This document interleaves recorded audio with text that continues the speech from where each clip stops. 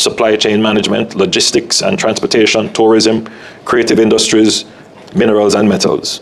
However, realizing these gains requires us to connect opportunity with capital and market information in order to boost the economies of Africa and the CARICOM region. So what are the things that are necessary to link capital with opportunity and information? Visit to South Africa, the last time I was here, I did take with me some Jamaican spirits. We have excellent rum, and I did give a bottle to President Ramaphosa, and he enjoyed it. And I'm going to keep sending bottles until he passes a few on to his friends, and then they like it, and then you know, the information asymmetry is closed, and then before you know it, there is demand for Jamaican rum in South Africa, as there is a demand for South African wine in the Caribbean. Sandals, our largest hotel chain, they source quite a bit of their wine from South Africa. So already there is a basis for trade.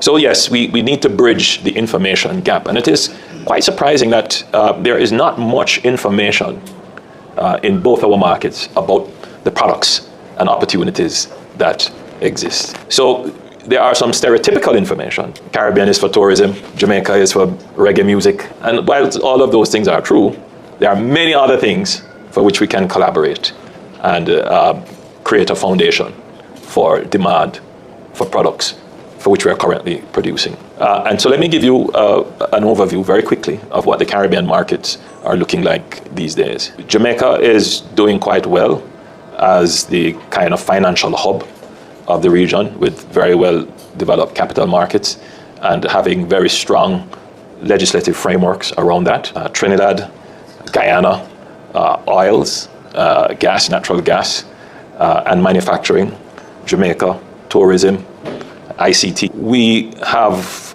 fairly good telecommunications and opportunities to expand logistics for Jamaica and other countries in the region as well. The Caribbean is, right well placed between North America and South America. So it's a good transshipment area. And of course, as Prime Minister of Jamaica, I will tell you that central to all of that is Jamaica, factual and geographically so, because we are right there in the center. So that gives great logistics advantage for shipping, breaking bulk, the establishment of special economic zones. So these are all opportunities that would endear investors here in South Africa, generally on the continent, to the region. But another feature of the region is that there is a strong rule of law, absolutely very strong rule of law. English speaking uses British common law, and for some of us, the Privy Council still remains the court, the final appellate court.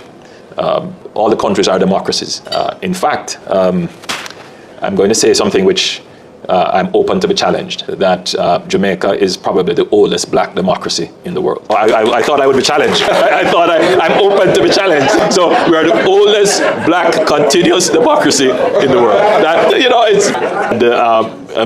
I think all the countries you could consider them to be liberal democracies, not just democracies, but liberal democracies. So it's not just the rule of law, it's a strong constitutional protection, freedom of the press, and a strong civil society, and preservation of the rights of the individual. So we're a similar society, and indeed similar people. So I think it would be easier to assimilate and do business in the region.